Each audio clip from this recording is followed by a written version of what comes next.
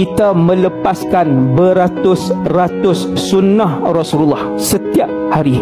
Allah sayang Nabi nombor satu, Allah redha Nabi nombor satu, Allah kasih Rasulullah nombor satu. Kalau siapa-siapa nak Allah kasih dia, letak dia dekat dengan Nabi, bagaimana Allah sayang Nabi, maka dia tiru kehidupan Rasulullah. Saya yang bercakap pun tak dapat tiru semua, tapi saya berazam untuk tiru seperti kehidupan Rasulullah, insya-Allah. Niat dalam hati. Kita niat sekarang, ya Allah, mulai sekarang saya akan belajar untuk menjalani kehidupan seperti seharian kehidupan Rasulullah sallallahu alaihi wasallam.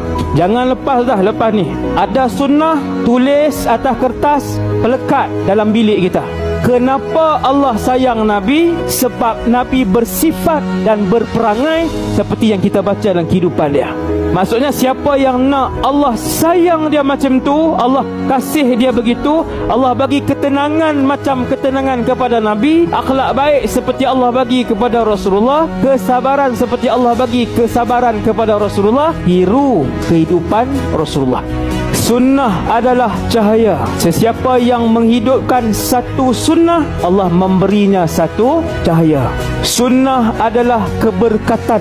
Sesiapa yang menghidupkan satu sunnah dalam kehidupannya sehari, Allah bagi satu keberkatan.